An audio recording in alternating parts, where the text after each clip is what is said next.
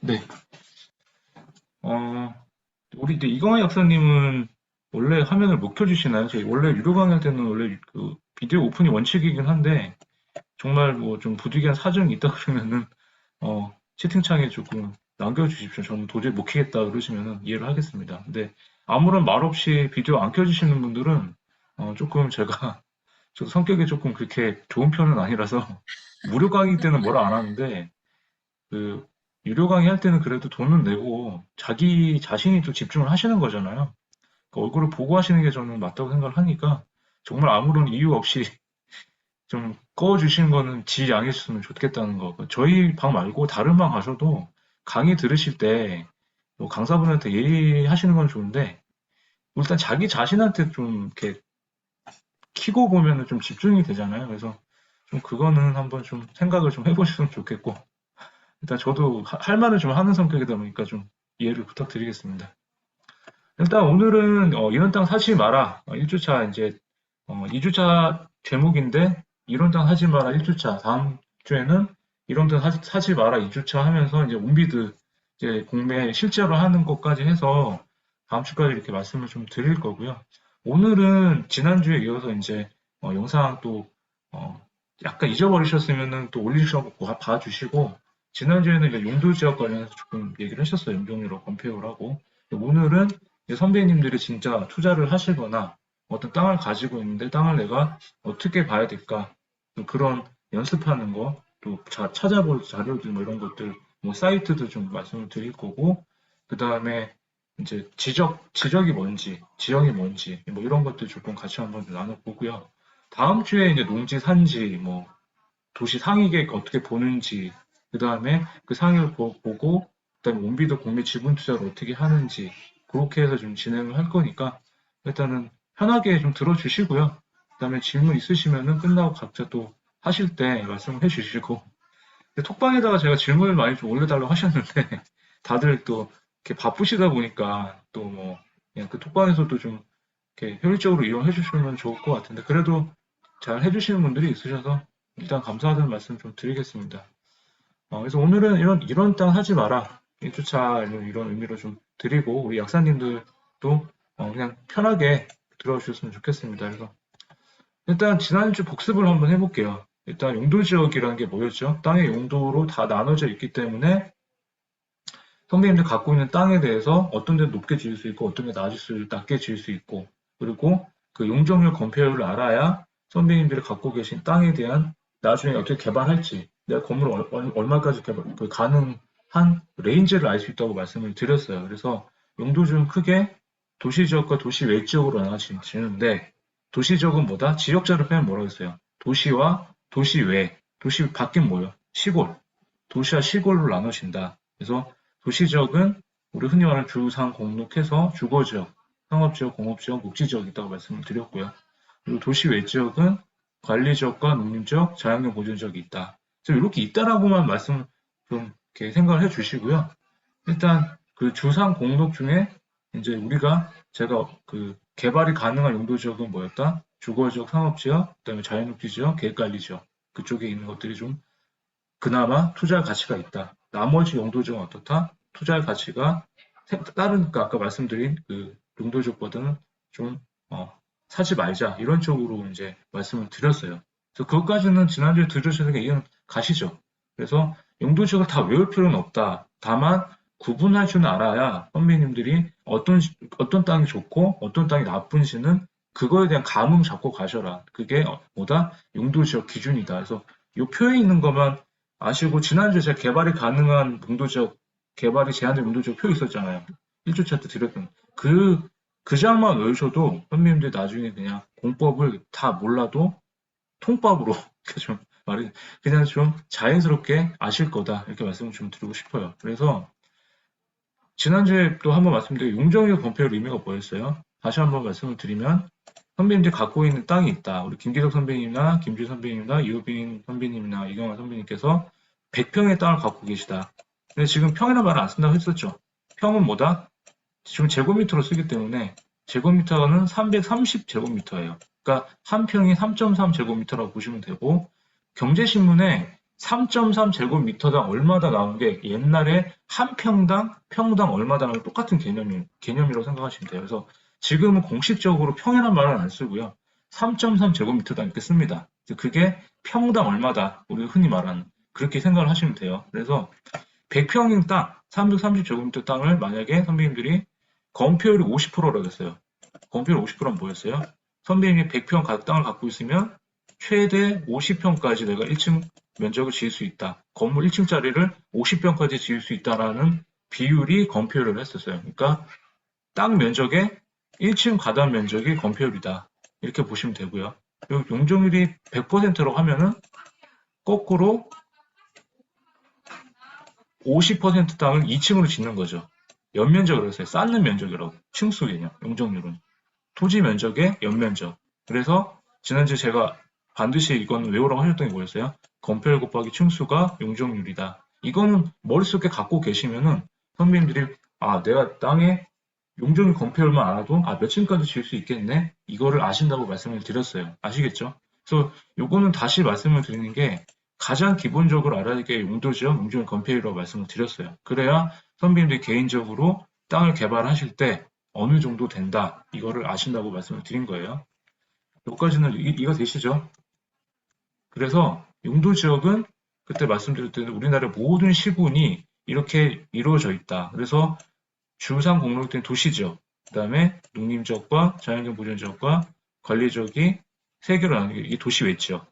그래서 도시가 커진다는 의미가 뭐였어요? 이 도시 외지역이 개발이 돼서 도시지역이 편입이 되면은 도시가 이렇게 커진다고 했었죠. 계속 커진다. 이렇게. 그렇기 때문에 서울 같은 데는 도시지역이 제일 크니까 도시 외지역이 없죠. 그러다 보니까 도시가 커졌기 때문에 도시지역은 어때요? 다 개발이 완료된 지역이라고 말씀드렸어요.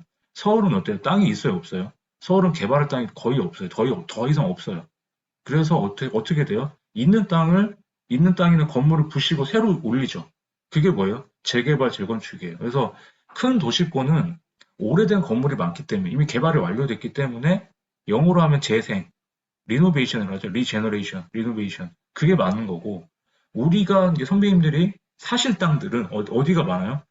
도시 외쪽이 많죠. 시골 땅이 많기 때문에 그런 싼 땅을 사가지고 가지고 있다가 시세 차익을 노려서 팔든가 아니면 개발을 해서 허가만 받아도 땅 가치가 오르니까 그거를 팔든가 개발을 하든가 그렇게 보시면 되는 거예요. 어렵지 않으시죠? 똑같이 주식하고 똑같은 거예요. 그냥 시골 땅을 사서 개발이 안 된 땅을 사서 내가 개발을 하든지 아니면 허가만 받아서 갖고 있다가 팔든지 아니면 뭐 진짜 돈이 없어 지분 투자해서 지분을 쪼개서 뭐 하든지 뭐 이런 방법이 많아요. 근데 일단 제가 말씀드리는 거는 가장 확실하게 그냥 기초적으로 말씀드리면 이런 관리 지역이나 이 농림지역 땅을 갖고 계시다 하시면은 사실 개발은 잘 안 되는데 그래도 어떻게든 허가를 받거나 어떻게 가치를 올릴 수가 있다 그러면은 그렇게 해놓고 땅을 팔면은 나중에 선배님들한테 더 이득이 될 거다. 그렇게 생각을 하시면 되는 거예요. 그래서 여기 보시면은 도시가 계속 한없이 커질 수 없다고 말씀드렸죠. 이 한없이 커지는 걸 막기 위해서 나라에서 지정한 용도 구역이 뭐다? 개발지역으로 말씀드렸어요. 그래서 그린벨트라고 하는 이 개발지역국 땅은 사실 어떻게 하자? 사지 말자. 이따 한 번 더 언급을 해드릴 텐데 왜 그런지 한번 더 말씀을 드릴게요. 그래서 지난주에는 이렇게까지 말씀을 드렸어요. 그래서 용도 지역이 왜 중요하냐? 땅의 용도마다 규제사항이 다르기 때문에 집가에 직접적인 영향을 주고 용도 지역에 따른 용도의 건폐율이 다르기 때문에 우리 이 범위가 틀린다고 했었죠. 그래서 개발이 중요하다.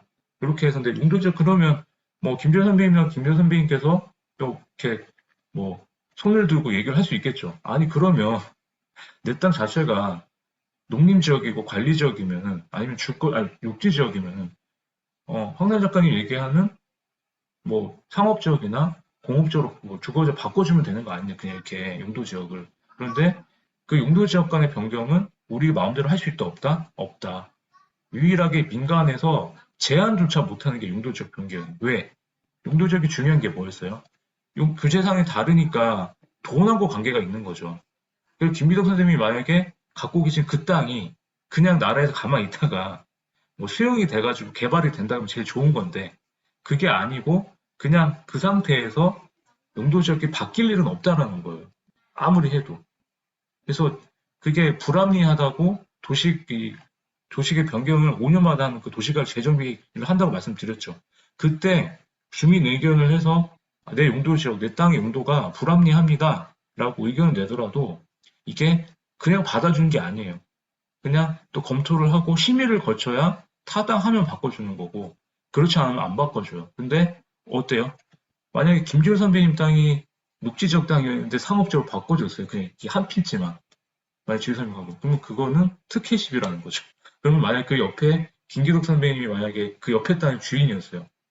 화 나시겠어 안 나시겠어요? 더 열받겠죠. 왜 같은 땅인데 쟤만 바꿔주고 저 사람 왜 내 땅을 안 바꿔주냐. 그렇게 이 특혜 시비가 논란이 되기 때문에 용도지역 변경은 유일하게 나라에서 막았다. 그래서 민간에서조차 제한이 안 된다라는 거.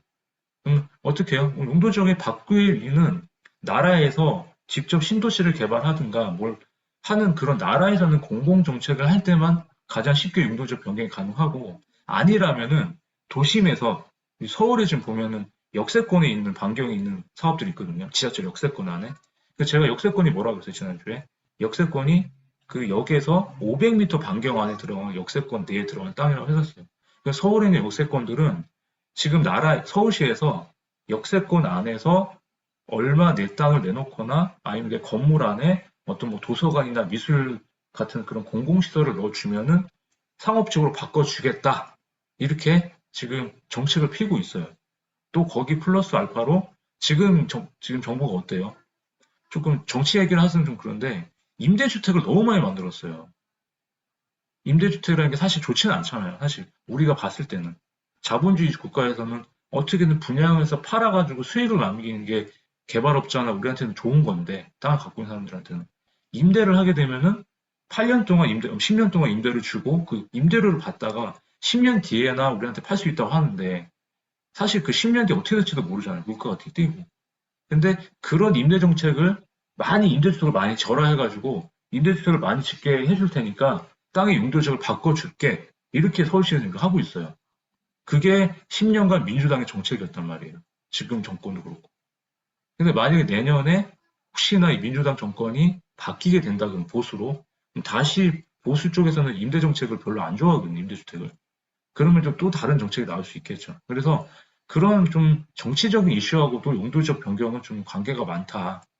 그렇기 때문에 우리는 어떻다? 그냥 우리는 우리가 갖고 있는 땅의 용도 지역에서 최대한 할 수 있는 걸 하자. 바꾼 건 어렵기 때문에. 그래서 그렇게 좀 이해를 하시면 될 것 같아요. 아시겠죠? 그래서 그때 말씀드렸던 이 표, 제가 말씀드린 이 표를 그냥 한번 외우시면 좋겠어요. 이 표에 대해서. 개발이 가능한 용도 지역은 상업지역과 주거지역, 그 다음에 자연목적 계획관리지역, 요 네 개가 가장 어떻게 보면은 선배님들이 투자를 하면 좋을 땅이다. 이렇게 머리를 그냥 갖고 계세요. 자연옥실 계획관리는 4층 이하의 연립이나 뭐 저기 세컨하우스 개념으로 투자하실 때 자연옥실 계획관리죠. 시골 땅 중에. 그리고 도심에서는 그냥 오래된 빌딩 같은 게 있는데 그런 데가 뭐 어디 있다? 뭐 일반 주거지역, 특히 1종 일반 주거지역, 2종 일반 주거지역 땅들을 사가지고 리모델링해서 가치를 올릴 수 있다. 이렇게 보시면 될 것 같아요. 그래서 이런 개발이 제한된 용도지역들 있죠. 만약에 뭐 이경화 학생님께서 이런 자연경 보존지역 땅을 사신다. 사지 마세요. 국어대로 하시면 돼요. 자연경은 보존해라. 이런 의미인 거고요. 그죠? 농림지역 땅도 농사만 지어라. 이렇게 생각하세요. 그냥. 농림. 농사 짓고 임야가 많고. 그래서 농림지역은 보통 농지나 산지에 많다. 그래서 농림지역 땅을 사면은 그냥 상폐되는 주식과 똑같다. 이렇게 생각하세요. 그냥. 그렇게만 아시면은 별로 신경을 안 쓰셔도 돼요. 근데 그 토지 컨설팅 회사나 이런 토지 컨설팅 경매 회사에서 가끔 전화가 와요. 아, 싸게 땅이 나왔으니까 투자를 하세요. 그런 전화 받으시면은 100% 기획부동산이라고 의심을 하시고, 그래도 아니라고 하시면은 등기부 등본을 떼보세요. 아니면은 토지임 사이트 가셔갖고 용도지역이 뭔지. 그러면 이런 용도지역이다. 특히 이 두 개는 진짜 보지 마세요. 우리나라 제일 넓게 퍼져 있는 용도 지역인데 이 두 개는 어떻게든 개발해도 수익이 남지 않습니다. 그래서 선배님들은 이 땅 두 개는 보지도 마셔라. 아시겠죠? 그리고 그나마 보전관리 지역 땅이 그래도 산지에 도로 붙어 있으면 살만하거든요. 왜냐면 단독주택이 되기 때문에. 그래서 만약에 요 중에서 땅을 좀 갖고 계시거나 사고 계십다 하시면 보전관리지역 땅, 그러니까 도시 외적 중에서는 계획관리지역 다음으로 그나마 개발이 용이한 땅이기 때문에 이렇게 보시면 좋을 것 같아요. 그래서 요 표만 그냥 머릿속에 갖고 계셔도 굳이 안 외우셔도 그냥 판단이 가능하시다 이렇게 생각을 하셨으면 좋겠어요. 그래서 지난주에 했던 거를 왜 다시 말씀을 드리냐면 요게 가장 중요해요. 땅에서는. 제가 봤을 때는 요 개념만 아셔도 선배님들이 그 다음에 응용을 하실 때 파생이 될 수가 있어요. 나중에 투자하실 때도. 나머지는 그냥 이 용도지역 밑에 있는 그냥 또 다른 그냥 이렇게 그러니까 땅이라는 게 용도지역의 처음이고 제일 먼저고 그 다음에 이중규제, 삼중규제가 되기 때문에 그런 건 찾아만 보시면 되거든요. 그래서 다음 주에 배울 것까지만 배우시면은 땅에 대한 건 완벽하게 그냥 기초에 대한 건 다 아신다고 생각하시면 돼요. 그래서 지금 읽고 있는 이런 땅 사지 마라, 대한민국 땅땅먹기에 나와 있는 그 두 권이 제 책하고 그 두 권이 땅의 기초를 잡아주는 데는 아마 가장 좀 베스트까지는 아니더라도 선배님들한테는 도움이 되실 거다 이렇게 좀 말씀을 좀 드리고 싶으니까 그 두 권이라도 이번 달에 한번 다 읽어주셨으면 좋겠어요. 그래서 만사오케이 그 1,000만 원 소액 토지 같은 경우는 사실 그분이 이제 투자 개념으로 하다 보니까 조금 재밌게 쓰시긴 했는데 조금 이제 그분의 투자 방법을 많이 알려주는 책이긴 하거든요. 근데 앞에 좀 기본 지식을 잡을 거면은 그 두 권을 조금 읽어주면 좋겠다라는 그 말씀을 좀 드리고 싶습니다. 그래서 토지 투자를 왜 해야 되느냐? 지금 문재인 정권이 이제 곧 끝나긴 해요. 문재인 대통령 정권이. 근데 문재인 정부 들어와서 부동산 정권이 너무 많이 바뀌기도 했죠. 20몇 번, 30몇 번 바뀌면서 지금 막 딱 집값은 어마어마하게 올랐고 지금 뭐 이제 투자를 하려고 해도 솔직히 좀 힘들잖아요. 또 대출도 계속 막고 있고. 근데 그나마 좀 덜한 게 토지다. 그 토지는 또 여기 선배님들도 이렇게 더 잘 아시겠지만 조금 다른 부동산에 비해서 조금 어려워요, 사실. 그러니까 저는 이제 제가 전공을 했고 일을 하다 보니까 제가 이렇게 하는 거지. 저도 만약 똑같은 스타트에서 공부를 했다고 하면은 오히려 저도 아마 더 힘들지도 모릅니다. 근데 더 따지면은 오히려 여기 뭐 이호빈 선배님이나 이경환 선배님 계시겠지만 뭐 약이라는 거, 약사, 뭐 의사 이런 공부가 더 힘들지도 몰라요. 근데 토지도 그만큼 이게 진입장벽이 조금 다른 부동산에 비해서는 높다고 생각하시니까 경쟁이 좀 적은 편이에요. 근데 지금도 어떻게 보면은 많아졌어요. 이렇게 하는 만들이 투자 방법들이 많다 보니까. 근데 다른 아파트나 빌라나 비해서는 어떻다? 그래도 적다. 그래서 경쟁이 적기 때문에 투자를 좀 하면은 오히려 그 희소성이 있다. 그 틈새 시장을 노려서 더 할 수 있다라는 가치가 있고 두 번째는 또 수익성이 높다. 다른 거에 비해서. 그러니까 땅을 하나 잘 사놓으면은 이게 나중에 보상받을 때도 몇 배로 받을 수가 있고 최소 만약에 우리 김지호 선배님이 뭐 산지나 농지, 그러니까 산이나 어떤 농지를 갖고 사셨어요. 그럼 평당 2만 원짜리, 3만 원짜리 땅이 인허가를 밟거나 개발을 한다 그러면은 땅의 가치가 오르잖아요. 이따 배울 지목을 배울 건데 지목의 전답이 농지예요, 농지. 농지에서 대지가 건물을 지을 수 있는 땅이거든요. 그렇게만 바꿔도 땅값이 두세 배가 올라가요. 평당 2만 원짜리 땅이 평당 한 6만 원, 7만 원이 돼요. 그럼 평당 아까 3.3 제곱미터였잖아요. 그럼 10평이면은 차이가 더 어마어마하게 한 평당 지금 2만 원짜리 땅이 10만 원이 됐어요. 예를 들어서. 그럼 평당 올라갈수록 더 갭이 커지겠죠. 그만큼 더 커진다는 그런 의미인 겁니다. 그래서 수익성이 높을 수 있다. 그리고 제가 다음 주에 말씀하신 게 세 번째, 장기 투자가 아니라도 단기 투자가 가능하다는 얘기가 뭐냐면 온비드 공매를 많이 하실 거예요. 요새 하면. 이게 온비드 공매할 때 그 지분 투자를 많이 하시는데 이 지분 투자가 사실 하지 말라라는 사람이 많아요. 근데 우리는 이 지분 투자를 해야 되는 이유가 뭐냐면 미리 말씀드리면 만약에 저, 김주일 선배님, 김기덕 선배님, 이우빈 약사님, 그 다음에 이경화 선배님께서 우리 5명에서 만약에 땅을 어떤 걸 낙찰을 받았어요. 공투를 해가지고 아니면은 우리 다섯이서 어떻게 지분을 나눠 가지게 된 거죠. 공유자로. 5분의 1씩, 20%씩 가지는 거잖아요, 이렇게. 그러면은, 그걸 갖고 만약에 5명이 갖고 있었는데, 만약에 제가 세금을 안 냈어요. 그 땅에다 세금이 체납돼가지고, 저도 모르게 막 바쁘다 보니까, 그냥 막 세금이 체납돼서 그 지분이 공매로 넘어가는 거예요. 그래서 다음 주에 배울 게, 그 공매라는 게 세금이 체납돼서, 아니면 뭐, 나라에서 이렇게 그 체납된 땅들을 공매로 다 올려버리거든요. 그래서 그 공매 사이트에서 그게 나오는 거예요. 그래서 그거를 낙찰을 받는 사람이 나도 모르게 내가 갖고 있는 줄 알았는데 그게 소유권이 다른 한테 넘어가 있는 거 보면은 낙찰을 받았다고 연락이 와요. 만약에. 그러면은 그 낙찰 받은 사람은 그거를 공매에서 싸게 샀잖아요. 그럼 비싸게 파는 거예요. 그 시세만큼. 그러면 그 시세만큼을 얻는 게 그 투자거든요. 온비도 공매한 투자가. 지분을, 그러니까 만약 김재삼이 지분을 샀으면 저한테 파는 거예요. 이렇게. 같은 공유자한테. 그래서 그거를 싸게 샀으니까 만약에 시세가 1,000만 원인데 공매에서 300만 원 낙찰을 받았다. 그러면은 시세만큼 팔았으면 700만 원 남는 거잖아요. 그렇게 해서 단기 투자가 가능하다라는 거예요. 근데 그 단기 투자가 한 달이 될 수도 있고 1년이 될 수도 있어요. 근데 보통 토지는 어때요? 한번 묻어놓고 한 5년, 6년은 봐야 된다고 하잖아요. 왜? 개발 계획이 있을지 없을지도 모르고 특히 시골에 있는 뭐 관리적 땅 같은 경우는 더 그렇거든요. 그러니까 그런 것들에 대해서 한번 생각 좀 해보면 좋겠고 지금도 토지는 제가 또 알아봤어요.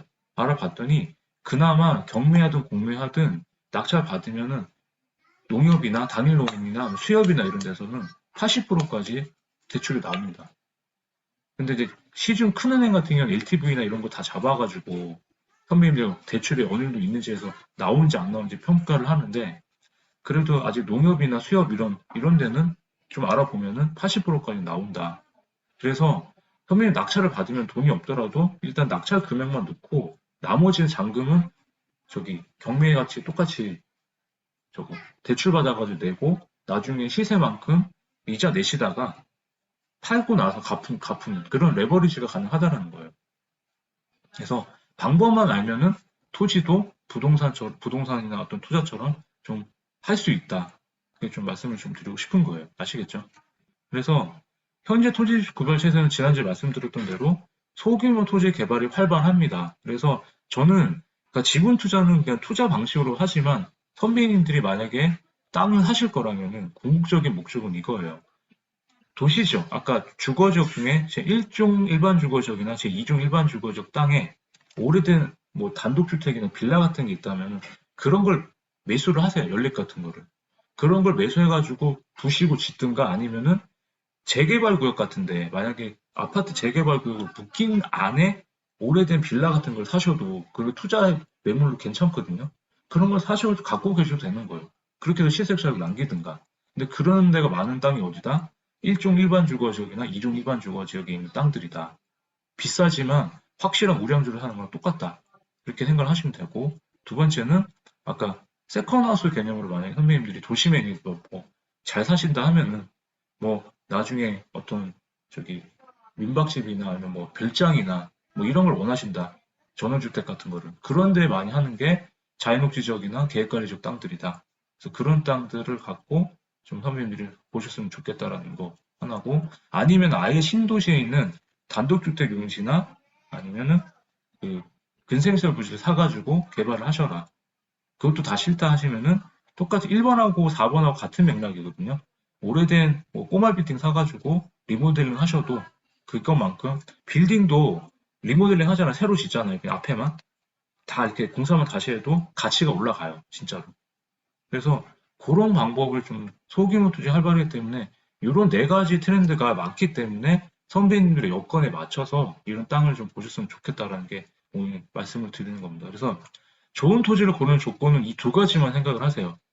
일단 도로랑 접해야 됩니다. 일단. 그러니까 용도지역이 일단 좋아야 돼요. 첫 번째는 용도지역에서 건축물을 지을 수 있는 땅이냐. 두 번째가 일단 도로가 접하냐. 도로가 접하지 않으면 맹지잖아요, 맹지. 그래서 제가 어제 맹지 탈출법 해가지고 하나 글 올린 적이 있죠, 톡방에. 그 맹지가 되면은 아무리 좋아도, 용도지역이 좋아도 인허가가 안 나요. 그러니까 맹지라는 건 아시죠, 선생님도 이게. 도로가 있는데, 만약 지휘 선배님 땅이 이거예요. 근데 김기덕 선배님 땅이 이 뒤에 있어, 이렇게. 이게 맹지예요, 맹지. 통과할 수가 없으니까. 일단, 땅은 인허가가 나려면 도로랑 무조건 붙어 있어야 돼요. 그게 키예요, 키. 그렇기 때문에, 선배님 만약에 용도 지역이 건축물을 지을 수 있느냐, 그럼 도로가 접하느냐, 그 두 가지가 되면은 개발을 가능하다, 인허가가 날 수 있다. 그래서 토지 가치가 올라가기 때문에 가능한 좋은 토지라고 생각을 하시고요. 그러면 내 땅이 만약에 아까 좋은 땅, 아까 개발이 가능한 용도지역은 보셨죠? 주거지역, 상업지역, 그다음에 자연녹지적 계획관리지역. 그 네 개 중에 그러면 어떤 건축물이 들어갈 수 있는지 그 땅의 용도에 들어갈 수 있는 건축물 용도를 찾는 방법을 알려드릴게요. 그게 뭐냐면은 직접 보여드릴게요. 일단은 그 전에 일단 도로를 한번 알아볼게요. 도로만 접하는 게 좋다. 그러면 몇 미터 도로가 접해야 되느냐? 선배님이 갖고 계신 아까 땅이 이렇게 있다고 말씀드렸어요. 지적이 있는데 이렇게 접해요. 그럼 앞에가 최소 4m가 돼야 돼요. 4m가 돼야 인허가가 나요. 건축 허가가 나려면은 건축 허가나 만약에 개발행 허가, 그러니까 땅의 인허가든 건축 허가든 허가가 가능하려면은 앞에 도로가 접해야 되고 그 접해야 되는 도로 넓이가 얼마다? 4m 이상이 돼야 돼요. 4m가. 그래서 만약에 지율선배님 땅이 호빈 약사님 땅이 이렇게 있어요. 근데 이게 앞에 땅이 만약에 이게 2m밖에 안 돼요. 도로가 접하긴 해요. 그럼 나중에 이걸 개발을 하려면 2m를 자기 땅에서 뒤로 셋백해가지고 4m를 만들어야 돼요. 이렇게. 이 4m가. 그러면 앞에는 어떻게 돼요? 선배님 땅이 못 쓰는 거예요. 이게 도로를 놔요, 도로. 그리고 건물을 뒤에다 이렇게 짓는 거예요.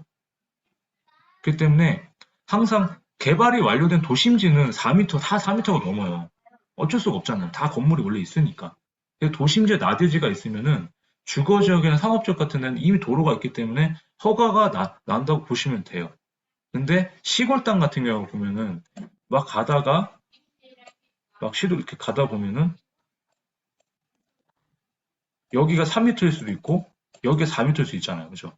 그래서 저도 제가 회사에서 의뢰받는 땅들 보면은 타운하우스를 하고 싶은데 길이 있어요. 길은 있긴 있는데 폭이 다 틀려요.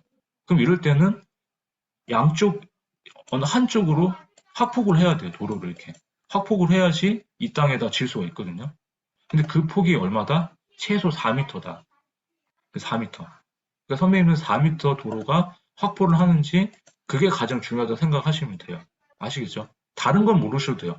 내 땅 앞에 4m가 붙어 있는지, 그리고 토지가 도로 2m 이상 접해 있는지, 그 두 개 조건만 충족을 하면은 일단 내 땅은 허가가 가능하다라는 게 일단 인식을 하시면 좋을 것 같고요.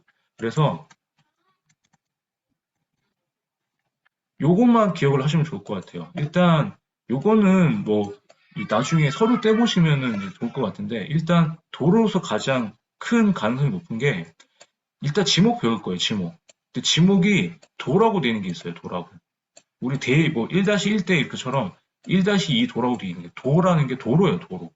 그러면 선배님 앞에 만약에 접해 있는데 접해지 않더라도 1-1 도라고 되어 있는 도로가 되어 있으면 이거는 그냥 도로로 접해 있구나. 이렇게 생각하시면 되고, 만약에 이미 도로로 닦여 있는데 현황도로가 지금 나라 땅이에요. 나라 땅. 그런 땅들은 또 괜찮은 땅이에요.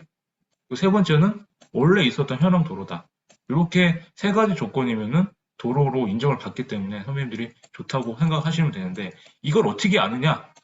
나는 다 도저히 모르겠다 하시면은 지자체 도로과가 있어요. 도로 담당하시는 공무원이 있거든요. 그 담당한테 한번 물어보세요. 그리고 국공유지 소유자 이렇게 확인하는 거는 토지대장 떼보시면 돼요. 그 집원에 보면 1-1 이렇게 나오잖아요. 그때 토지대장을 떼보시면은 소유자가 나와요. 그러면 국토부, 뭐, 어디시, 이렇게 하면 그게 나라 땅이, 나라 소유거든요. 그러니까 무슨 시 땅, 경산시 땅, 뭐, 광명시, 이렇게 찍혀 있으면은 그게 나라 땅이다. 시 땅이다. 이렇게 생각하시면 되고, 그냥 개인 이름이 써 있으면 사유지다. 이렇게 생각을 하시면 되는 거예요. 아시겠죠? 그래서 만약에 선배님들이 만약에 낙찰을 받아서 이렇게 땅을 낙찰을 받았는데 실제로 보니까 이제 뒤에서 말씀을 드릴 건데 좀 이해를 안 가시더라도 일단 들어보세요. 지적선하고 이렇게 지적선하고 지적선은 우리 눈에 안 보여요. 우리 눈에 보이는 거는 실제로 보이는 지형이라고 해가지고 이렇게 산이나 이렇게 뭐 지형이 있어요. 근데 이 지적선하고 지도로 봤을 때는 분명히 선배님들이 이렇게 도로랑 붙어 있었거든요. 이렇게 지적선이. 근데 실제로 임장 갔는데 실제로 어떻게 내 땅이 조금 떨어져 있는 거예요. 이렇게 중간에 도로랑. 이런 경우가 많거든요. 이렇게 차이가 있으면은 나중에 낙찰받더라도 힘들어져요. 왜냐하면 실제로 봤을 때는 붙어 있어가지고 내가 투자를 한 건데 실제로 가서 봤더니 인정했더니 맨질렸어. 근데 이렇게 되면은 투자하지 말았어야 되잖아요. 그렇기 때문에 투자하기 전에 항상 제가 말씀드리지만 지도에서 본 걸 다 믿지 마시고 사진을 보고 믿지 마시고 항상 임장을 가셔갖고 실제로 확인을 하셔야 돼요. 근데 만약에 이렇게 차이가 생겼다, 만약에 일치하지 않는다 그러면은 측량을 했어요. 측량을 해가지고 직접적으로 내 땅이 어느 정도 도로와 내 땅의 경계가 어느 정도인지 측량을 통해서 정확하게 재 보셔야 돼요. 그렇지 않으면은 도로랑 이렇게 내가 눈으로나 지도로 봤을 때는 도로랑 붙어 있었던 땅인데 실제로 갔더니 안 붙어 있을 수도 있거든요. 그러니까 이런 경우에는 측량을 해가지고 보정을 하고 실제로 확인한 다음에 인허가가 가능한지 판단을 하셔야 된다. 그래서 이게 가장 큰 명점이에요. 현황상과 지성 도로가 차이가 생기면은 측량을 해가지고 실제로 확인을 하셔야 된다, 이거는. 돈이 드시라도 하셔야 돼요. 그래야 나중에 이게 선배님들 진짜 내 땅의 경계나 내 땅의 경계와 도로가 붙어 있는지 아니면 떨어져 있는지 그거부터 확인을 하셔야 된다는 게 가장 중요해요. 그래서 지금 혹시 가지고 있는 땅이 있다고 하셨는데 내 땅이 진짜 도로랑 붙어 있는지 안 붙어 있는지 확인을 한번 꼭 해보세요. 그래야 인허가가 가능하기 때문에 도로랑 접해 있느냐 안 접해 있느냐가 가장 또 중요한 포인트거든요, 땅에서는. 그래서 뭐 이런 거는 그냥 숫자로만 외우시면 되고요. 아까 4m가 접해야 된다는 거. 만약에 내가 지도로 봤을 때랑 실제로 갔을 때 차이가 있다고 하시면은 실제로 측량을 해가지고 확인을 하셔야 된다는 거. 측량은 어디서 하냐면은 그 지자체 앞에 하는 그때 개발행 허가받는 업체가 많다고 그랬죠. 그런 데 가시면 측량도 다 해줍니다. 그래서 측량 비용을 내시고 내 땅에 대해서 확실하게 바운더리와 뭐 도로가 접하는지 이런 거를 확인을 하셔야 선배님들이 나중에 뒤탈이 없다. 그렇게 좀 말씀을 드리고 싶어요. 그래서 그것만 기억을 하시면 좋을 것 같아요. 그래서 도로랑 접해 있었고 내 땅이 용도 지역이 뭐 주거지역, 상업지역이든 이제 건물을 지을 수 있는 땅이라 하면은 좋은 토지가 되는 거예요. 그러면 내 토지가 두 개 다 만족을 했기 때문에 어떤 건물을 지을 수 있는지 한번 확인을 하는 그런 사이트를 알려드릴게요. 보시면은 자치법규 사이트 들어가셔가지고 각 땅 용도 지역별로 지을 수 있는 건축물을 알아보는 게 네이버의 자치법규로 치시면 됩니다. 직접 한번 보여드릴게요. 일단 여기 보시면은 여기서 자치법규로 한번 쳐보세요. 이렇게 자치법규로 쳐보시고 자치법규로 치시면은 바로 들어갈 수도 있는데 아니면 여기 자치법규 정보 시스템 보이시죠? 이거 클릭하시면은 아까 같은 이런 창이 뜹니다. 그래서 여기 들어가서 자치법규 검색 누르시고 여기서 제가 이제 이거 전에 일단 다시 한번 용도 지역 찾는 사이트가 뭐라고 했어요? 토지 이름으로 하시죠. 일단 땅의 용도 지역을 먼저 확인하시는 거예요, 선생님들. 그럼 일단 개발이 가능한 용도 지역이라고 일단 생각을 하시고 제가 얼마 전에 검토했던 땅이 용인의 땅인데 신갈동 땅에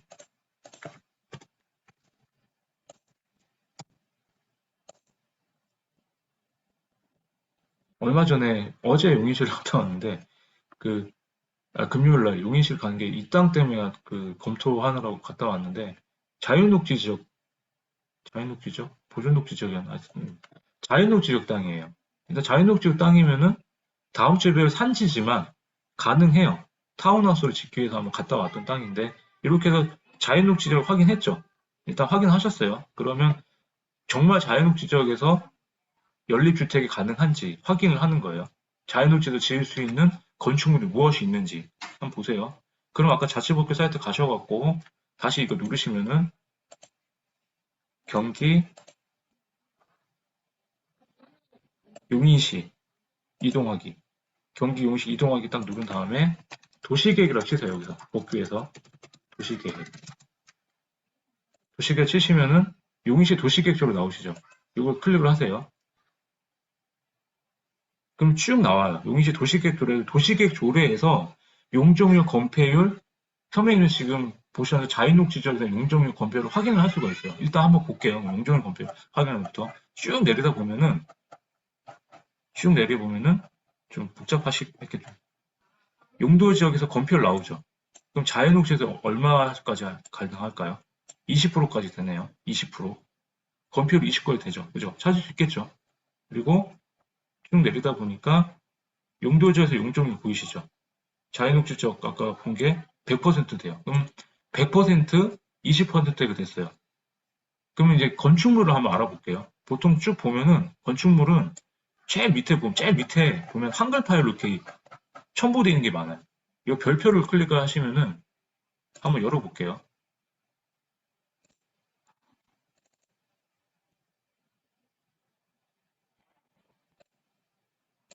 이거 보이시죠? 이게 제가 아까 지금 다운받은 거예요. 아까 그 도시계획 조례 가장 끝에서 별표에 보면은 용도 지역별로 건축할 수 있는 건축물 다 나와요. 여기 보면 쭉 나오거든요. 일반 주거지역 다 나오죠. 이렇게 해서 찾는 거예요, 선배님들이. 난 뭘 지을 수 있을까? 근데 지금 우리가 찾는 용도 지역이 뭐였어요? 자연녹지 지역이었죠. 자연녹지 지역에서 보면은 쭉 내려가 밑에 있거든요. 그럼 만약에 못 찾겠다 싶으면 컨트롤 F 누른 다음에 자연녹지라고 치세요. 바로 가죠. 자연녹지에서 뭘 할 수 있을까요? 자연녹지에서 건축할 수 있는 건축물. 보니까 4층에까지밖에 안 되네요. 그죠? 4층에까지밖에 안 되고 단독주택 가능하네요. 아파트를 제외한 공동주택 가능하대요. 연립주택 되죠. 다세대도 돼요. 근데 조건이 뭐예요? 상수도가 보급이 돼야 되고 6m 이상 도로에 접해야 된다. 이런 조건이 용이시에 있는 거예요. 그래서 아파트를 뺀 나머지 연립주택은 가능하다고 나오죠. 이렇게 해서 찾는 거예요. 이렇게. 아까 용도지역상 자연녹지지역 찾으셨죠? 그 다음에 건축할 수 있는 건축물을 찾는 사이트가 어디다? 자치법규 정보 시스템 들어가셔갖고 도시계획 조례에서 이렇게 확인을 할 수 있다. 여기까지 이해되시죠? 여기까지 이해된다 1번. 난 도저히 모르겠다 2번. 한번 채팅에 남겨주겠어요? 지금까지 내가 얘기한 게 난 도저히 모르겠다 하시는 분들은 하셔야 돼요. 모르는데 계속 끄덕끄덕이지 마시고요. 모르면 얘기를 하시면 돼요. 이렇게 찾으시면 돼요. 이렇게. 다시 돌아가 볼게요. 그래서 아까 제가 보여드린 게 이거예요. 자치법규 사이트 들어가셔갖고 아까 어떻게 하자?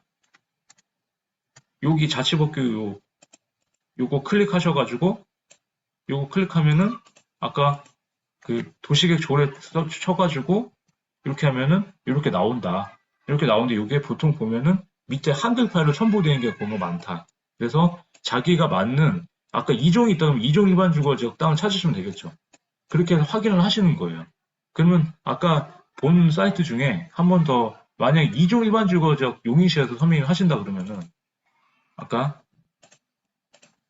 그럼 2종 일반 주거지역 만약에 땅이 있었다 쳐요. 그러면 제 2종이라고 쳐볼게요. 이렇게 2종 일반 죄송해요. 2종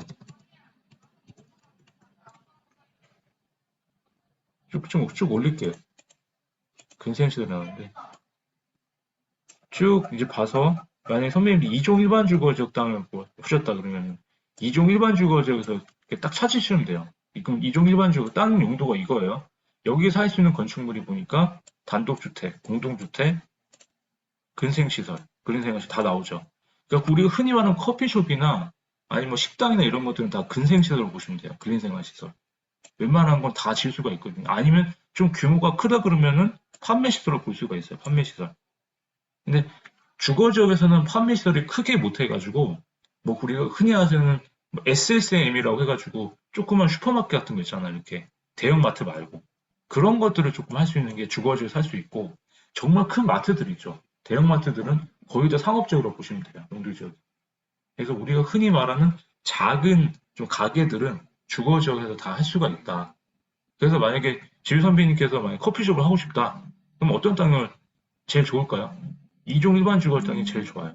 만약에 하시고 싶다 하시면. 그러니까 이런 사업적인 거나, 그리고 만약에 호빈이 선생님이나 뭐 이렇게 약국을 하고 싶다. 그러면 주거지역 땅을 찾으셔야 되겠죠. 뭐 뭐 녹지적 땅 가가지고 약국 하시겠다 이러면 안 돼요. 이런 데서 근생시설이 들어가기 때문에 이런 걸로 용도 지역별로 내가 하고 싶은 건축물 용도를 찾으셔가지고 선택하신 다음에 이걸 갖고 수지를 돌려보는 거예요. 그 시세를 따져보고 사업성이 나오는지 안 나오는지를 보고 나서 아 이게 나한테는 이 땅을 사도 오케이 되겠다. 그러면 그때 투자를 하셔도 되는 거예요.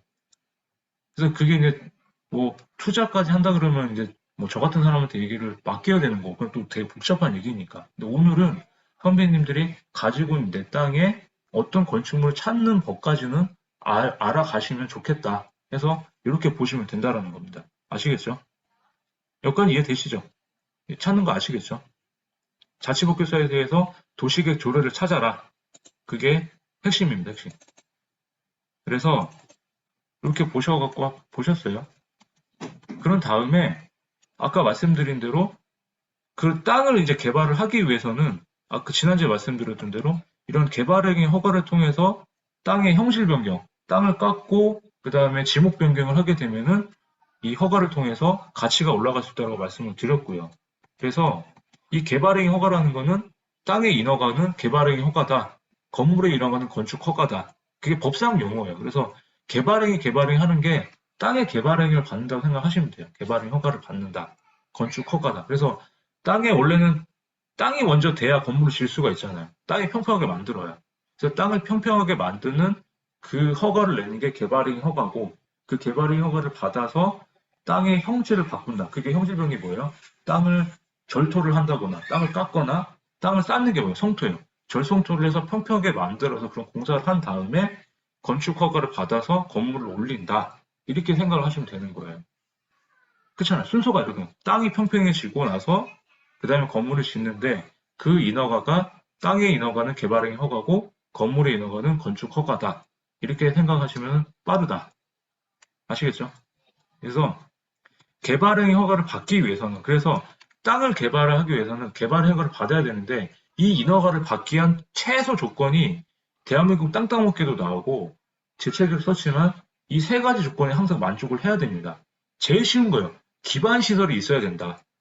선배들 앞에 내 땅 앞에 도로가 있어야 되고 만약에 상하수도 우리 물 있잖아요. 물 상수 그 먹는 물 우리나 아니면 우리가 처리하는 오호수 있잖아. 우리가 막 이렇게 빨래해서 하는 뭐 그런 좀 더러운 물들 처리할 수 있는 그런 상하수도가 연결이 돼 있느냐. 그럼 오호수 그 처리가 안 되면은 어떻게 돼요?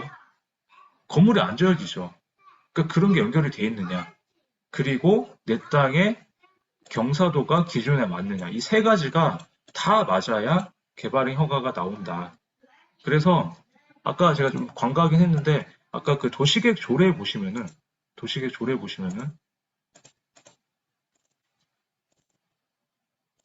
아까 보여드린 도시계획 조례 보시면은 개발행 허가를 받을 수 있는 요건도 여기 도시계획 조례에 나와요. 쭉 제일 처음에 나오는데 제가 아까 일단은 그 땅을 보셨을 때 도시계획 조례만 보시면 다 알 수가 있어요. 땅에 대한 것들은 그 시에.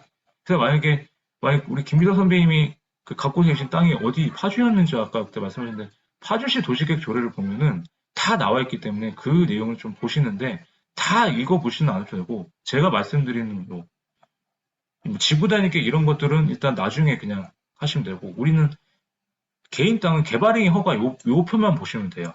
일단 개발행위 이거 나오죠. 개발행위 허가 등 이게 땅에 대한 인허가에 대한 조건들이 나오는 거예요. 그래서 개발행위를 받으려면은 규모가 나와요. 자연녹지역 같은 경우는 10,000제곱미터까지밖에 안 되네요. 그러니까 내 땅이 10,000제곱미터가 넘으면은 심의를 받아서 땅을 개발을 할 수 있다는 그런 의미인 거예요. 40제곱미터 미만까지는 그냥 허가만 내줘도 땅 가능하다. 심의를 안 받고 할 수 있다. 그런 의미거든요. 그래서 그렇게 아시면 되고 그 다음에 보니까 경사도가 나와요. 이제 개발의 허가 기준에 경사도가 지금 용인 같은 경우는 구마다 이렇게 틀려요. 근데 보통 20도 미만인 경우의 땅들은 가능하다. 20도가 넘으면 이렇게 가파르죠. 그러니까 그런 땅들은 개발이 안 된다고 보시면 되는 거고 그 밑에 있는 땅들은 개발이 된다. 그래서 이렇게 모든 조건들이 나와요. 이렇게. 근데 이런 것들을 선배님들이 다 알 필요는 없는데 어디에 있는지는 알아야 되니까. 그래야 내 땅이 내 땅 경사도가 이 정도 되고 그 경사도를 따져주는 거는 본인이 몰라요. 근데 어디 사이트 같은 데 있긴 있거든요. 근데 사이트 같은 데 있긴 있는데 그냥 너무 막 또 찾아보고 하는 거 그러니까 만약에 뭐 우리 지휘 선배님이나 김 선생님이나 호빈 약사님이 용인에 땅이 있다고 하시면은 용인시청의 앞에 있는 그 측량 설계 공사라고 막 간판 이렇게 보이시죠? 무슨 측량 사무소 오는데 그런 데 가셔갖고 상담을 받으시면 돼요. 내 땅에 개발이 가능하겠냐. 그러면 그 사람들이 하는 일이 그거기 때문에 내치진 않아요. 그냥 땅 보더니 아, 이 정도는 되겠네요. 이렇게 계략적으로 상담을 해주거든요. 그 다음에 이제 내 땅에 개발을 좀 해주십시오 하면은 소정의 돈은 내야 되겠죠. 그 사람들도 그 대행을 해야 되니까 허가를 대신 해주는 거니까. 그래서 그런 식으로 플로우로 간다라는 거를 인지를 하고 계시면 돼요. 그래서 도시계획 조례를 좀 눈여겨보셔라. 도시계획 조례에서 볼 수 있는 게 뭐다? 개발의 허가 기준, 용적률, 건폐율, 그 다음에 용도 지역별에서 할 수 있는 건축물 용도까지 이게 모든 보면 여기 다 나와 있어요. 다 자치복도에 보면 모든 시군 다 있거든요. 여기에서 도시계획 조례 보셔가지고 그 시 조례 보시면 다 나와 있다. 광양시 도시계획 조례, 뭐 강명시 도시계획 조례 다 나와 있으니까 선배님들 갖고 계신 땅이나 지금 살고 계신 집이 궁금하시다 그러면은 그 갖고 계신 시 도시계획 조례를 한번 살펴보세요. 그러면은 모든 내용을 다 알 수가 있다. 이해가 안 되더라도 찾아보는 건 알겠죠. 아시겠죠? 그래서 이렇게까지 보시면 좋을 것 같고, 그래서 이제는 선배님들 갖고 계신 땅을 이제 내가 땅을 갖고 있어요. 우리 지우 선배님들 땅이 있고 우리 김대 선배님들 땅이 있는데 도대체 이 땅에 대해서 궁금해. 그럼 1차적으로 어떻게 정보 파악을 하는지 한번 말씀을 드려볼게요. 그러면 자기 땅을 갖고 있으면 먼저 어떤 땅인지 정보를 파악해야 되는데 그거를 가장 먼저 하는 게 1차적인 정보 조사다. 그게 아까 제일 처음에 말씀드렸던 용도지역부터 확인하는 거. 아까 토지임 사이트, 토지임계획 확인원이 토지임 사이트 가셔갖고 용도지역 확인하라는 게 첫 번째였어요. 그 다음에 지적이랑 지적도 지용도를 확인하셔야 된다. 그리고 토지대장과 토지등기등본을 순차적으로 이렇게 봐야 된다는 이게 1차 조사예요. 서류부터 보자라는 거예요. 그래서 아까 보여드렸던 토지임 규제 확인은 뭐였어요? 이게 토지임 사이트에서 아까 용도지역 보는 거. 아까 이거는 보셨죠? 이거는 봤기 때문에 넘어갈게요. 제일 처음에 보는 게 용도지역 확인하는 게 토지 이용 사이트에서 보는 거다. 이건 머릿속에 갖고 계세요. 그래야 내 땅 용도지역이 뭔지 확인하는 거니까. 가장 먼저 내 땅 용도지역을 확인하셔야 됩니다. 그런 다음에 이게 아까 그 얘기예요. 그 다음에 어떻게 하자? 용도지역이 확인이 됐으면은 이제 내가 가지고 있는 땅에 대한 정보가 중요해요. 그게 뭐냐면 선배님들도 이제 김준 선배님이나 김경 선배님도 다 주민등록증에 있으면 주민등록번호가 있죠. 땅에도 번호가 있습니다. 땅에도 번호가 있는 게 지번이에요. 지번. 지번. 들어보죠. 지번. 땅의 번호라고요. 땅지 짜서 번호에서 땅 번호. 그걸 알 수 있는 데보다 토지대장이다. 그래서 토지대장을 떼보면은 토지대장이 이게 나오는 게 지번과 지목으로 구성되어 있는 게 이 두 개를 합쳐서 지적이라고 하는 거예요. 땅을 기록한 정보다. 그게 지적이다. 땅에 대한 주소 등을 기록한 게 지적이다. 땅지자 기록 적자인지 모르겠는데 땅의 기록이다 생각하시면 되고 그 지적이 지번과 지목으로 구성이 된다. 그건 어디 나온다? 토지대장을 떼보면 나온다. 아니면 그냥 토지 이용 사이트에 가면 다 나오죠. 지번하고 지목이 다 나와요. 아까 여기 보시면은 다 나오죠. 여기 지목 나오죠. 지목 나오고 여기 지번 나오죠. 지번 지목 나오죠. 임야. 지목은 이따 말씀을 드릴 거예요. 그래서 지목과 지번으로 구성이 된다. 해서 일단 넘어가 볼게요. 일단은 지적도는 그래서 지적도라는 게 아까 보셨던 게 우리 눈에는 안 보이는 거예요. 이게 이 선이 우리 눈에 안 보여요. 근데 땅의 경계를 나타낸 거예요. 지적을 도면화시킨 게 지적도다. 이게 아까 어디 나오냐? 토지임 사이트 보시면 여기 보이세요, 선배님들? 이게 지적선이에요. 이게 지적선이라고 이게 지적선이에요. 이게 지적선이고 여기 보이는 400까지 19가 뭐예요? 지번이죠. 대가 뭐예요? 대지, 지목이에요, 지목. 그래서 이게 지적이에요. 그래서 여기 보시면은 지적은 우리 눈에 안 보이는 거예요. 우리 눈에는 이 땅의 경계가 안 보인다고요. 그럼 우리가 실제로 보이는 게 뭐냐? 옆에 보이세요? 이게 우리가 실제로 보이는 지형이에요, 이게 지형. 이 땅의 경계가 보이세요, 지금? 선배님들 실제로 갔을 때 이 땅 경계 보이세요? 이 땅 경계가 보이는 곳은 제주도나 시골밖에 없어요.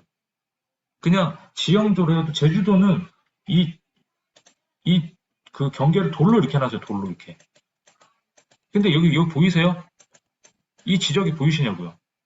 이건 우리 눈에 안 보여요. 그래서 제가 아까 말씀드린 게 뭐냐면 이 정확한 경계를 알려면 측량을 해야 된다는 거예요. 어디서? 우리 눈에 보이는 이 지형을 보고 나서 측량을 하면 이렇게 그 사람들이 깃발을 이렇게 꽂거든요. 이렇게. 그럼 그 깃발을 잇는 게 이 지적선이 되는 거예요. 근데 우리가 제일 처음에 보는 정보는 뭐다? 지적도예요. 지적도. 땅의 집원. 그래서 지적도 같은 경우는 아까 말씀드렸던 대로 보면은 보세요. 우리 눈에 안 보이기 때문에 선배님들이 다시 돌아가면은 우리가 제일 처음에 본 용도적이 뭐고 제일 처음에 내 땅의 이 면적이 이만큼이다 나오고 이 지적선을 볼 수가 있는 거거든요. 그래서 다시 돌아가면은 지적을 도면화시킨 게 이 지적이 우리는 보이지 않는다. 근데 우리가 실제로 가서 보는 건 지형이다. 그래서 이 두 개를 합쳐서 봐야지 나중에 선배님들이 헷갈리지가 않는다. 그래서 아까 합쳐서 봤을 때 내가 분명히 지도에서는 도로랑 붙어 있는 걸 봤는데 실제로 갔더니 도로랑 안 붙어 있을 수 있다라고 얘기하는 게 이런 점이라는 거예요. 지금 우리가 제일 처음에 보는 정보는 지적인데 지적은 우리는 안 보이잖아요. 아까 보셨잖아요. 근데 우리가 실제로 보는 건 위성사진에 보이는 실제로 보는 산이나 이런 거밖에 안 보여요. 경계가 안 보이잖아요. 그래서 그거를 하기 위한 작업이 측량을 하는 거예요. 그게. 측량은 경계점을 찍어야 되니까. 그렇게 보시면 돼요. 아시겠죠? 그래서 일단 1차적인 거는 지적과 지형을 확인을 같이 하자는 게 1차적인 목표예요, 우리가. 그럼 일단 지목을 한번 볼게요. 지목은 그 땅에 따라서 용도에 따라서 이제 다 땅의 속성을 정해 놓는데 28개나 돼요. 다 확인을 못 하니까 그냥 빨간 거 요것만 선배님들한테 제가 말씀을 드리고 싶은 거예요. 그래서 채팅창 한번 적어보세요. 전답 과수원이 농지다. 적어보세요. 전답 과수원이 농지다. 전답 과수원이 농지다. 요것만 외우세요. 전답 과수원이 농지다. 그리고 밑에 임야는 산지다. 쳐보세요. 채팅창에. 전답 과수원이 농지다. 지목이 전답 과수원이 농지다. 그 지목상 임야가 산지다. 요 두 개만 외우세요. 일단. 여기 제가 다 써놨거든요. 이렇게. 제 책 보면은. 그것만 아셔도 선배님들이 내 땅이 만약에 김미호 선배님이 지목이 뭔지는 모르겠는데 제가 지목이 전답 과수원 농지예요. 농지. 다음 주에 농지에서 배울 거거든요. 농지 산지 구분하는 것도 배울 거니까 오늘은 지적에서 전답 과수원이 농지다. 임야가 산지다. 요것만 일단 외우세요. 아시겠죠? 그리고 요 대라고 된 거 있죠. 우리가 지금 선배님들이 지금 집에서 편하게 듣고 계시잖아요. 지금 집이 건물이 있는 땅이 대지예요. 대지. 건축물이 있거나 지을 수 있는 땅. 아니면은 우리가 신도시에서 부지 조성이 끝난 땅. 부지 조성이 뭐였어요? 평평하게 만드는 그 땅들. 그런 땅들이 다 대지로 돼 있다. 그래서 건축물이 있거나 지을 수 있는 땅, 그 다음에 택지 조성이나 공사가 완료된 땅이 다 대지. 대지는 뭐다? 건축물의 땅이다. 요것만 외우시면 돼요. 그래서 제가 아까 말씀드린 전답 과수원 사셔가지고 평당 2만 원짜리였는데 이거를 개발행위 허가를 받아서 땅의 가치를 올려놓으면 어떻게 된다? 대지로만 바뀌어도 지목 변경이 되니까 평당 10만 원짜리 땅이 될 수가 있다. 농지 같은 경우는 대부분 그렇게 돼요. 가치가 오르니까 대지로 개발을 해가지고 파는 게 날 수도 있다라는. 그래서 김대 선배 같은 경우는 만약 그 땅을 뭐 창고나 이런 걸로 창고는 대부분 다 되거든요. 그런 용도로 개발하셔가지고 그거를 차라리 파셔도 되고 허가만 받아도 이게 가치가 오르니까요. 지금 있는 것보다 낫거든요. 제가 봤을 때는. 그래서 그런 쪽으로 한번 좀 상담을 받으셔가지고 선배님이 아마 좀 직접적으로 하실 수 있다 그러면은 그런 용도로 한번 해보셔라. 그리고 지휘 선배님 같은 경우도 만약에 어떤 시골 땅이 있는데 그냥 놓지 마시고 도로가 있거나 용도적으로 확인하신 다음에 할 수 있는 용도가 있다 그러면은 상담을 받으세요. 그 시청 앞에 있는 그 청년설계사무소 가가지고 내 땅이 개발이 되냐 안 되냐. 그 호빈 역사님도 경화 선배님 같은 경우도 만약에 그런 땅이 있다 그러면은 그냥 과감 없이 그냥 들이대세요 그냥. 그렇게 해서 개발만 가능하다면은 가치가 오르기 때문에. 그러면 그 가치만 올려놓고 오히려 더 비싸게 파는 게 좋잖아요. 그래서 우리가 흔히 말하는 이제 이 전답 농지와 산지를 사서 개발을 하는 게 개인이 갔을 때는 가장 베스트한 투자 방법이다. 이렇게 생각하시면 돼요. 아시겠죠? 그래서 밑에 제가 창고 용지라고 이렇게 써놨는데 보통 선배님들 보시면 1-1 뭐 창 이렇게 되는 게 있을 거예요. 창. 이게 창이라는 게 창고예요. 요새 물류창고 많잖아요. 그런데 땅 보면 지목이 창이라 되는 건 그게 잘못 쓴 게 아니라 창고 용지라고 보시면 됩니다. 그래서 그런 것들도 일단 보시면 되고 또 이 차라고 되어 있는 게 있어요. 차. 차라고 되어 있는 땅을 보면 주차장이에요. 주차장. 그러니까 선배님들 이렇게 돌아다니시다가 차라고 되어 있는 주차장이 있으면 주차장 용지도 좀 눈여겨보셔라. 학이라고 쓰이는 건 학교예요. 학교. 그래서 이 지목이 다 이게 땅마다 속성이 있어서 이렇게 나눠놨다. 이렇게 생각을 하시면 됩니다. 근데 다 기억을 안 하셔도 된다. 아까 그것만 기억을 하셔라. 그리고 국어는 국어하고 이 묘지만, 이 국어와 잡종지만 기억을 하시면 좋을 것 같아요. 잡종지는 잡이라고 되어 있거든요. 근데 선배님이 이 잡종지가 왜 좋냐면은 잡종지가 마법 같은 땅이에요. 잡종지는 농지로도 만들 수가 있고요. 건물을 지을 수 있는 땅이에요. 그래서 만약에 약사님들이나 선배님들께서 잡종지라고 이렇게 딱 있는데 그게 되게 보잘것없는 땅이라고 생각하는데 다 대지가 있는데 하나 잡종지가 나왔어요. 이 잡종지는 또 땅값이 좀 싸요. 임금보다. 그런 게 있다 그러면 사세요. 사셨다가 다른 용도 갖고 있다가 그 주변 여건 보시고 그 용도로 맞춰서 개발하시면 돼요. 인허가도 제일 내기가 쉽고 이 잡종지가. 잡이라고 되는 게 진짜 그 잡종지 맞아요. 그냥 다 할 수 있는 땅이다. 그래서 제가 이렇게 써놓은 거고요. 그 묘지 같은 경우는 선배님 나중에 땅을 낙찰을 받거나 땅을 사셨는데 분묘 같은 게 있어요. 이렇게 묘지가 있으면 사실 묘지가 있으면은 이거를 옮겨야 되잖아요. 이게 이름이 없는 묘도 있을 거고 이름이 있는 묘도 있을 거고 그래서 개장허가라 해가지고 묘를 옮겨야 되는데 묘지가 있는 땅이 싸긴 싸요. 싼 이유가 아무도 개발이 안 되니까 또 묘지를 파헤치기가 힘들잖아요. 묘지를 만약에 1,000만 원을 샀는데 이거를 개장 허가를 하잖아요. 그럼 만약에 질 선배님이 묘지가 3개가 있다고 해서 3개를 샀어요. 예를 들어서 그 하나를 옮기는데 300만 원이 들어요. 허가 받는데. 배보다 배꼽이 더 크겠죠. 싸게 샀는데 개발하는데 돈이 더 들어요. 그런 땅은 별로 좋지가 않다. 그래서 어떤 사람들은 묘지만 사가지고 또 잘 파는 분도 있더라고요. 근데 저는 그런 재주가 없어서 저는 제가 못하는 부분은 말씀을 안 드립니다. 그런 게 궁금하시면 그런 분을 찾아가셔서 노하우를 또 배우시면 되고요. 그리고 마지막으로 국어 같은 경우는 국어가 이거예요. 선생님이 아까 전답 과수원 농지가 있어요. 농지가 있으면은 이렇게 길게 있는 땅이 있어요. 이렇게 길게. 배수로 같은 게 있어요. 그리고 도로가 이렇게 있고. 그럼 만약에 선제 현빈이 갖고 있는 땅이라면 이게 맹지죠, 맹지. 도로가 있고, 국어가 있고, 그 다음에 여기가 있고. 그러다 보니까 근데 이 국어가 보면은 농사를 짓기 위해서 이 물이 있는 땅이거든요. 근데 물이 메말라가지고 이게 그 지금 보면 용수나 배수를 위한 수로라고 되어 있는데 물이 메말라가지고 이제는 막그 국어의 기능을 상실한 땅들이 있거든요. 그럴 때 맹지 탈출법의 하나가 뭐냐면 이 국어가 만약에 국어의 기능을 상실했어요. 선배님이 땅을 샀는데 그러면 이 국어까지 포함해서 사시면 돼요. 여기까지 일부를. 요거를. 근데 국어는 보통 나라 땅이 많아요. 아니면 시 땅이나. 그래서 국어를 만약에 딱 보고 나서 선배님들이 만약에 이런 농지를 사셨는데 도로가 이렇게 있어요. 도로가 떨어져 있고 근데 보니까 이게 국어가 이렇게 붙어 있다고 하시면은 이게 실제로 국어를 쓰고 있는지 안 쓰고 있는지 파악을 해보세요. 이건 어디다 물어보면 되냐면 도시계획과나 지적 담당들한테 이 국어가 사용되고 있습니까? 물어보면 아, 지금 사용하지 않습니다. 그러면은 이 땅 그럼 살 수가 있습니까? 그러면 이 땅을 살 수 있다 그러면은 이 땅까지 사면 어때요? 하나로 합쳐지면 도로랑 이렇게 접해지겠죠. 그러면 맹지가 탈출이 되는 거예요. 그래서 국어를 사가지고 개발을 할 수도 있기 때문에 국어 같은 경우도 놓치지 마세요. 이것도. 시골 땅 같은 경우는 그런 게 많기 때문에 그런 거를 좀 확인을 해 보셔라. 그래서 지적은 아까 그 정도는 기억을 하시면 좋겠다. 이런 게 오늘 말씀드리는 거고요. 그래서 일단 지적은 아까 눈에 안 보인다 했는데 지형은 우리 눈에 보이는 거예요. 그래서 만약 김 여사님이나 김 여사님이 나갔을 때 보이는 산이나 우리 땅 모양들 있잖아요. 그게 아까 지형이에요. 그래서 다시 한번 그 차이를 말씀을 드리면은 아까 여기 보셨죠? 이 땅이 지금 제가 검토할 건데 여기는 지금 안 보여요.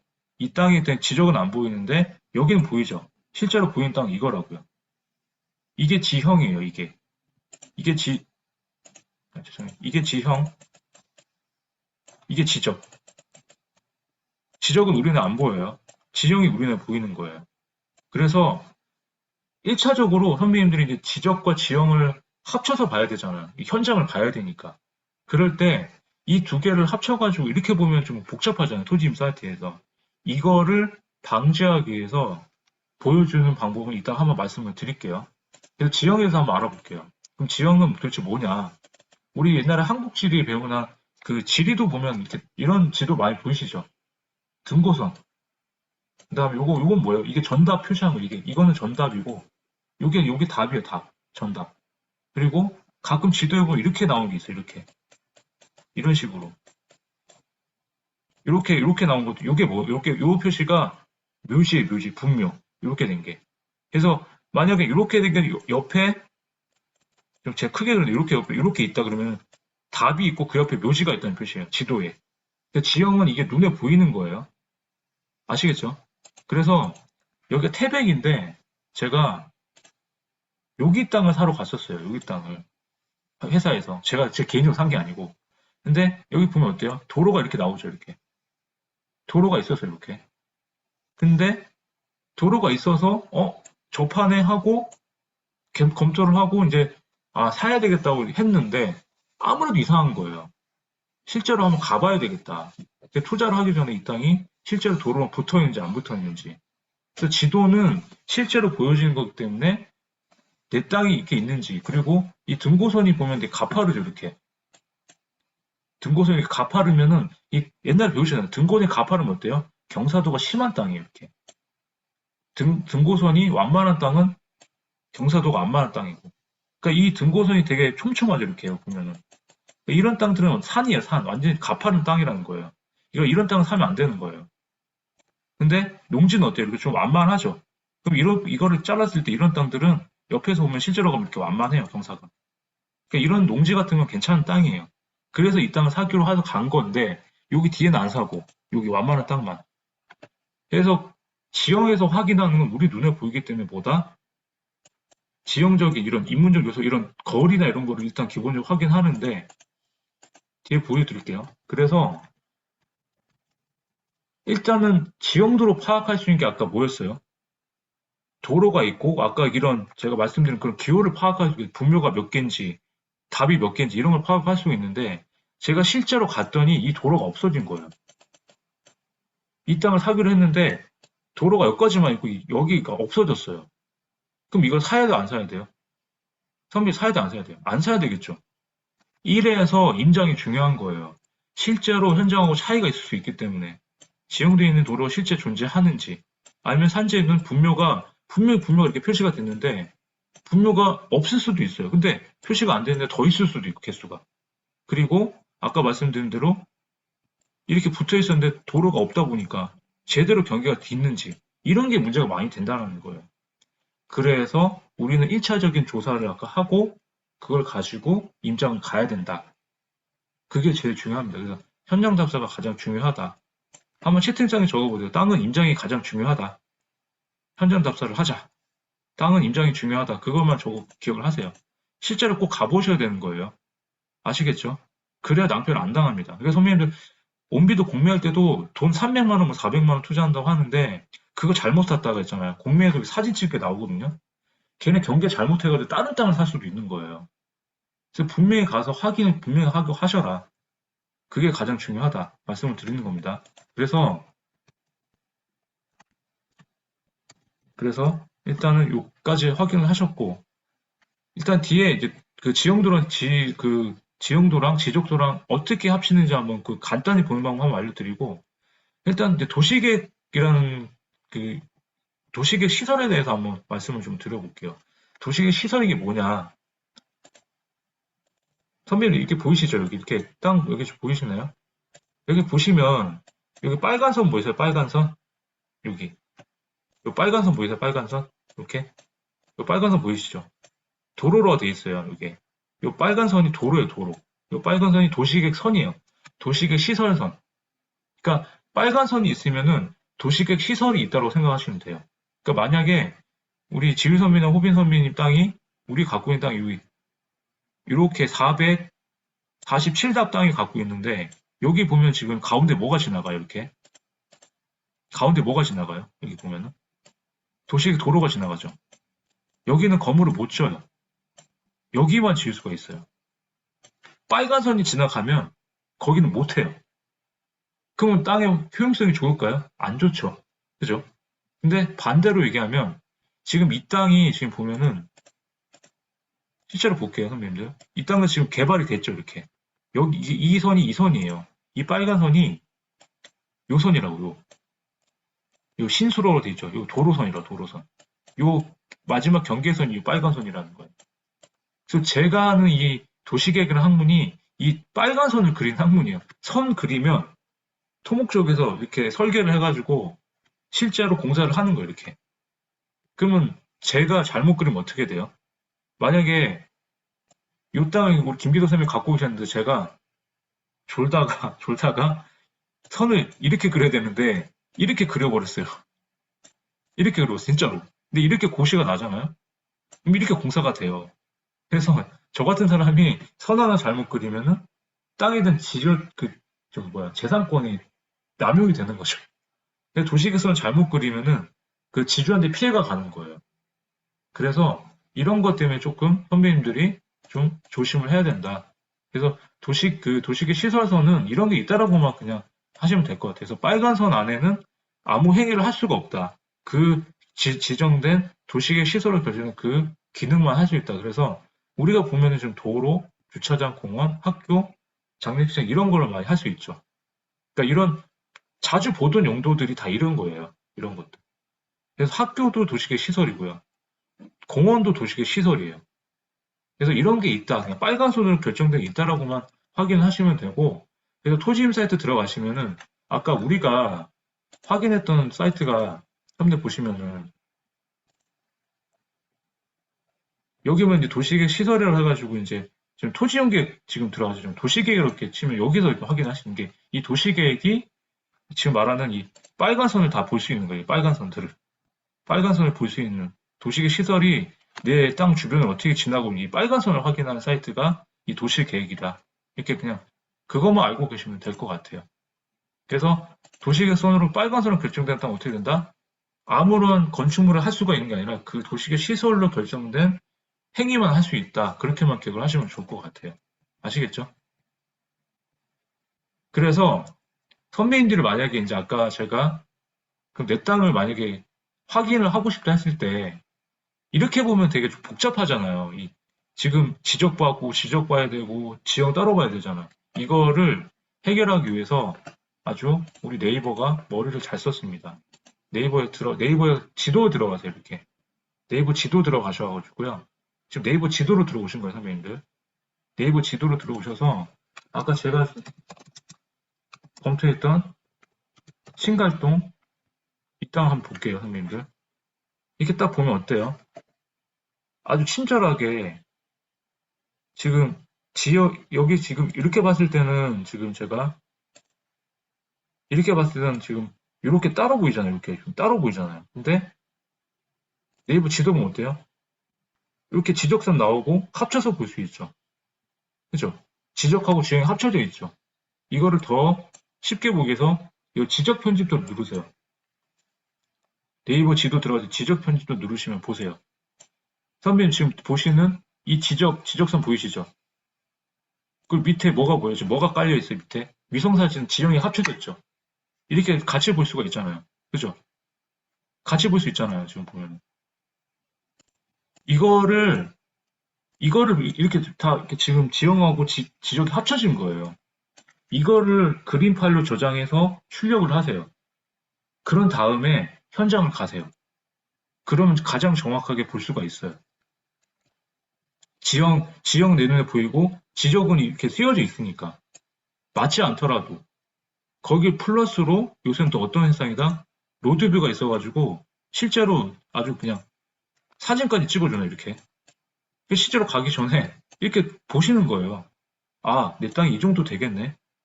그래서 이런 걸 다 출력을 가셔갖고 실제로 내가 지도에서 봤던 거랑 실제랑 이게 체크를 다 하셔가지고 다 확인을 하신 다음에 여기서 아, 이게 맞구나. 그런 판단이 들었을 때 투자를 하신다는 거예요. 아시겠죠? 어려우세요? 이게, 이게 이 말이에요, 지금 제가 설명을 너무 어렵게 했는지 모르겠는데, 이게 포털 사이트 네이버 다음 지도 활용하자는 게 지도 사이트를 그 지적 편집도를 누르면은 아까 우리가 보이는 지형하고 지적이 합쳐졌잖아요, 이렇게. 저게 합쳐지니까 이것도 잘 보이잖아요, 이게. 이거는 내 땅의 경계도 보이고 밑에 깔린 게 건물이 어떻게 들어가는지도 보이잖아요.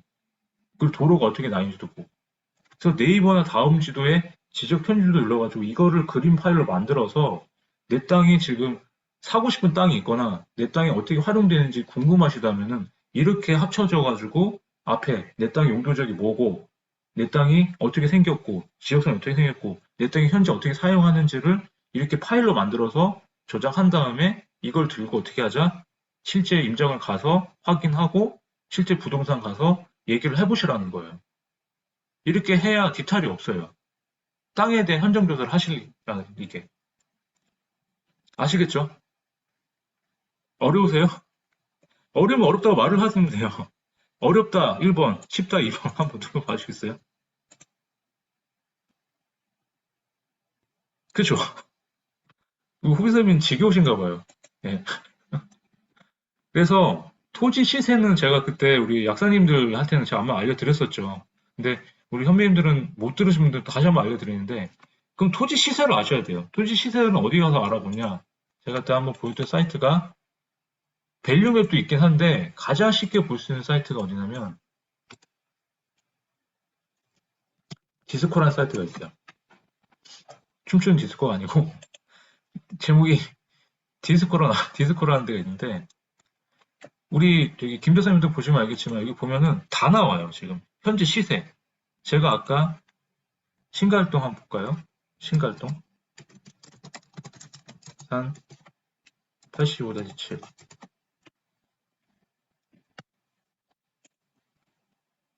이 땅인데 지금 이 땅은 거래된 내력이 없네요. 근데 앞에 땅이 보니까 20년 안에 와 15억에 팔렸대요. 토지가.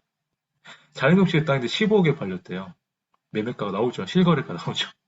그럼 이 거래가를 갖고 이 시세를 알 수가 있는 거예요. 이 땅은 뭔데 15억에 팔렸을까요? 와, 자연녹지의 땅이 15억이면은 다른 땅은 얼마일까요? 그러니까 이 땅은 면적이 커서 그런가 봐요. 면적이. 천평이 넘네요. 평당 하면은 뭐 그래도 1억이 넘을 것 같은데요. 이렇게 다 나와요. 이렇게. 이 땅은 뭐죠? 120억인가요? 자연녹지의 땅인데 120억이 팔렸네요. 실거래가가. 이렇게 다 확인을 할 수가 있어요. 선배님들이 갖고 있는 아파트나 땅에 대한 거 모든 사이트를 알 수가 있는 게 부동산 디스코다라는 사이트예요. 다 알 수가 있어요. 아파트도 볼까요? 평당 6억에 팔렸네요. 이 아파트는. 용인도 보면 6억이 다 넘네요. 이렇게 다 확인할 수가 있어요. 실거래가 사이트가 가장 실시간으로 볼 수 있는 사이트가 부동산 디스코랑 밸류메이로 돼 있어요. 그거를 한번 확인을 하셔라. 그러면 선배님들이 아, 내가 어느 정도 사이트에 사는지 알겠구나. 저도 상위 하위 80%에 사는 것 같더라고요. 저도 재테크를 잘 못해서. 그래서 이런 사이트를 확인하시고 도로가 없는 맹지는 도로 옆 땅보다 싸다라는. 그러니까 맹지가 진짜 싸요. 그러니까 도로가 중요하다라는 거. 그거 기억하시면 좋을 것 같습니다. 그래서 이제 마지막으로 갑니다. 이런 땅 사지 마라 이제 몇 개만 알려드릴 거예요. 그때 제가 이런 땅 사지 마라 개발지형구역 땅을 제가 본 적이 있는데 보세요. 개발지형구역 땅을 왜 사야 되, 사지 말아야 되냐면은 개발지원금은 해지하지 않고 할 수 있는 게 이거밖에 없어요. 체육시설, 휴양림, 수목원, 야영장. 이 개발지원구역이 보통 자연녹지 지역이나 뭐 계획관리 지역 이런 땅이 있는데 제가 말씀드린 자연녹지 지역 땅이나 계획관리 지역 땅에서는 황선 작가 얘기하는데 개발이 가능하다면서요. 그랬는데 개발지원구역 땅이 같이 붙어 있는 경우가 많아요. 개발지원 땅은 개발제한구역의 행위 제한이 가장 세다. 그 땅에서. 해제를 하지 않으면은 할 수 있는 게 거의 없다. 이렇게 생각하세요. 그래서 개발지원금은 언제 해제될지가 모르기 때문에 나라에서 하는 사업이 아닌 이상 아무리 싸더라도 자연농지로 나왔는데 그냥 자연농지만 보시고 사면 안 돼요. 토지임 사이트 보셔가지고 꼼꼼히 보셔가지고 개발지원구역 찍혀 있다 그러면은 어떻게 하자? 어떻게 하자? 사지 마라. 아시겠죠? GB는 사지 마라. 무조건 그냥 기억하세요. 개발지원구역 땅은 쳐다보지도 말자. 만약에 이제 제 투자 고수가 되셔가지고 그러실 때는 개발지원구역 땅 사가지고 어떻게 돌리고 하는 거는 또 운용하는 법이 있는데 그런 건 나중에 생각하세요. 아시겠죠? 그냥 지금은 하지 마셔라. 하다가 낭패 보십니다. 두 번째, 자연경 보존지역 땅이에요. 자연경 보존지역 땅은 뭐예요? 말 그대로 자연 환경을 보존해라는 땅이기 때문에 사지 마세요. 국립공원이나 도립공원에 많다. 우리가 흔히 가는 산 아시죠? 우리 김경수 선배도 산 좋아하시는지 모르겠는데, 우리가 태백산이나 소백산 이런 데 있으죠. 막 꼭대기 가서 막 손 들고 막 이런 데가 다 자연경 보존지역이에요. 거기다 빌딩 지으실 거예요? 아니죠. 아무리 싸더라도 국립공원에서 빌딩을 지을 수는 없다. 그래서 사지 마셔라. 아시겠죠? 그리고 군사시설 보호구역이 있어요. 군사시설 보호구역인데 여기에 김포입니다. 김포. 장기동이에요. 장기동. 김포 장기동이고요. 여기가 한강신도시 끝이에요. 혹시 김포 사시는 분 계시는 모르겠는데 한강신도시도 살기 좋죠. 근데 여기 딱 보면 어때요, 선생님? 이 땅이 보니까 이종 일반 주거지역이에요. 또 황 작가가 얘기했는데 이종 일반 주거지역 땅은 저기 아파트도 되고 개발이 잘 되는 지역에서 뭐 투자하면 되잖아 이랬는데 뭐다? 토지는 왜 어렵다? 용도 지역만 보는 게 아니라 이중 규제, 삼중 규제가 되기 때문에 꼼꼼히 보셔야 된다 했었어요. 군사시설 보호구역 찍혀있던 땅이에요, 여기가. 여기가 이종 일반 주거 땅인데 개발이 아직도 안 됐어요. 이유가 뭐냐면 군대 갔다 오시면 알겠지만 군사시설 보호구역이 있는데 여기가 육군 17사단에서 관할을 하거든요. 그러다 보니까 북한군이 쳐들어오면은 자기네들 작전하는 지역으로 써야 되기 때문에 우리가 아파트가 되는 땅이더라도 협의를 안 해줘요. 그러니까 국방부에서 협의가 안 되면은 지을 수가 없는 땅이다. 이렇게 생각을 하시면 되는 거예요. 그래서 어떻게 하자? 군사보호구역 통일이 되지 않는 이상 해제가 안 된다. 김포나 파주든. 그래서 군사시설 보호구역 찍혀있으면 어떻게 하자? 하지 말자. 아시겠죠? 여기는 선배님들 보시는 저기 놀러 가다 보시면은 이렇게 쭉 철탑 보이죠? 철탑. 철탑이 보이는 게 이 철탑이 보면 빨간 선으로 돼 있죠. 아까 빨간색이 뭐라고 했어요? 도시계획 시설으로 했죠. 이 빨간 선이 전기 공급 설비라 해가지고 이 변전선 같은 게 송전탑도 전기 공급 시설이잖아요. 전기를 공급하는 시설이기 때문에 도시계획 시설을 결정을 해요. 그러니까 이 빨간 선으로 이렇게 도면이 돼 있어요. 이렇게 그 밑에 요 땅 있죠. 이렇게 요 네모난 땅이 선화지입니다. 선화지. 이게 선화지예요. 그래서 선화지가 보면은 요 밑에 철탑 밑에 이렇게 되어 있는 땅이거든요. 이렇게. 근데 이게 가끔 한전 땅인데 한전에서 세금을 안 내가지고 가끔 공매로 나올 때가 있어요. 근데 이걸 싸다고 막 낙찰을 받았나 누가. 저한테 의뢰가 온 거예요. 이거 어떻게 됩니까? 샀는데. 근데 알아봤더니 도시 시설 밑에 있고 근데 한전 땅 같은 경우는 낙찰해서 소유권 이전하더라도 어차피 전기공무 설비로 도시 시설 결정이 돼 있잖아요. 개발을 하려고 해도 한전의 동의를 받아야 돼요. 그럼 머리를 써야 되겠죠. 한전을 파세요, 다시. 낙찰을 받아서 한전을 파는 거예요. 한전에서 안 사갈 이유가 없거든요. 그래서 헌화지는 어떻게 하자? 낙찰을 받았으면 한전에 돌려주자. 그게 첫 번째고요. 개발을 하고 싶어도 못 하겠죠. 왜요? 상식으로 생각해보면 요 밑에 여기 만약 땅인데 요 밑에 이렇게 땅인데 이거 화면 보이시죠 지금? 여기다가 전기가 막 흐르잖아요. 이렇게 전기가 막 흐르는데 건물 이렇게 짓고 싶으세요? 감전당하면 죽겠죠. 그러니까 상식적으로 생각하시면 돼요. 그냥 상식적으로. 그래서 이런 땅 같은 경우는 이제 보통 보면은 이런 산 같은 데 많아요. 이렇게 보면은 이렇게 그러니까 용인 같은 데 이런 데가 많거든요. 잘 안 보이긴 하는데. 그러니까 이런 땅들이 많기 때문에 선배님들도 그냥 그런 땅들은 사지 마셔라. 그리고 도시자연공원구역이라고 이렇게 돼 있어요. 그래서 도시자연공원으로 돼 있는데 도시자연공원구역으로 딱 찍혀 있으면 이것도 사지 마셔라. 그러니까 도시자연공원구역, 개발제한구역, 이 구역이 들어가면 용도 구역 중에 하나거든요. 근데 용도 구역 땅들은 보통 행위 제한이 정말 세요. 할 수 있는 행위가 거의 없어요. 그래서 그냥 도시자연공원구역, 개발제한구역 두 개는 그냥 주식으로 따지면은 샀다가 물리는 땅이다. 상폐되는 주식이다. 이렇게 생각하시고 사지 마시면 돼요. 아시겠죠? 그리고 상수원보호구역 같은 경우도 이건 용도구역은 아닌데 상수원보호구역 같은 경우는 수질 보존해야 되기 때문에 건축물을 지을 수가 없어요. 그래서 선배님들이 골프장 많이 가시잖아요. 저도 골프는 못 쳐서 제가 저는 골프를 안 치기 때문에 안 가봤는데 골프를 많이 치시는 분들은 가보면은 이 골프장 뒤쪽으로 보면은 이렇게 상수원보호구역이 많거든요. 그렇기 때문에 이 상수원보호구역 등 수질을 보존해야 되기 때문에 만약에 선배님들이 아까 뭐 문화재 보호구역이나 뭐 개발지역구 이런 걸 어디서 확인하냐면은 똑같이 여기서 보시면 돼요. 토지임 사이트 가셔가지고 아까 토지임격 보시면은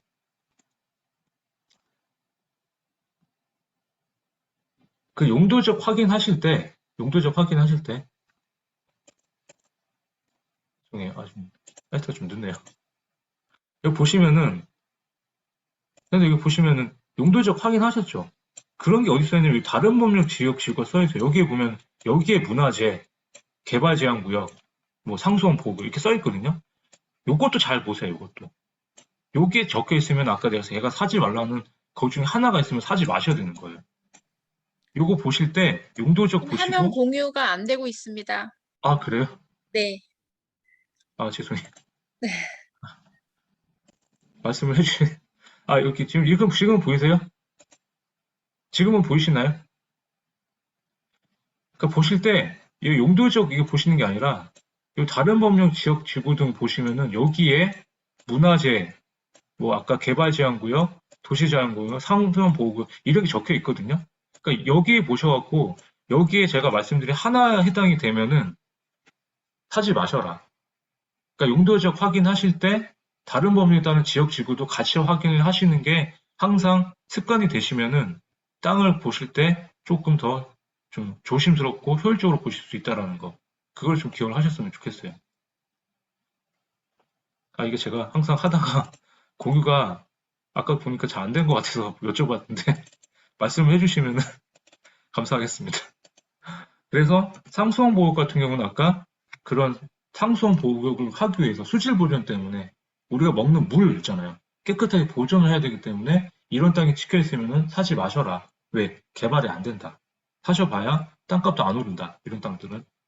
그리고 하천구역 같은 경우도 하천구역 같은 게 이렇게 아까 말씀드린 도시계 시설처럼 이렇게 하천구역이 지나간 땅이에요. 그러니까 요 A라는 요 땅인데 만약 우리 지휘 선배님께서 이 땅을 사셨어요. 김규 선배님이나 아니면 우리 이경환 뭐 선배님께서 그러면 지금 제가 봤을 때 땅 모양이 지금 이렇게 생겼어요. 지적이 이렇게 생겼는데 지금 가운데 뭐가 지나가요? 파란 선이 하천구역선이 이렇게 지나가요. 하천구역선이 이렇게 옆에 하천이에요. 여기 하천이 이렇게 하천. 그럼 여기는 요 부분은 못 져요. 여기 이 부분은 건물을 못 져요. 이 부분은. 그러면 건물 요거밖에 못 짓겠죠. 이 부분만. 그렇기 때문에 아까 똑같은 경우예요. 내 땅이 이렇게 있는데 도시계 도로가 지나가면은 요 부분밖에 건물을 못 짓는 거예요. 똑같이 만약 지구상에 이 땅이 있는데 하천구 이렇게 지나가 하천구역이 이쪽에 도로가 붙어 있어요. 그럼 여기밖에 못 쓰는 거예요. 그럼 내 땅에 한 70%, 80%밖에 못 쓰는 거죠. 이 땅 같은 경우 어떻게 반밖에 못 쓰는 거죠. 오히려 더 효율성이 떨어지겠죠.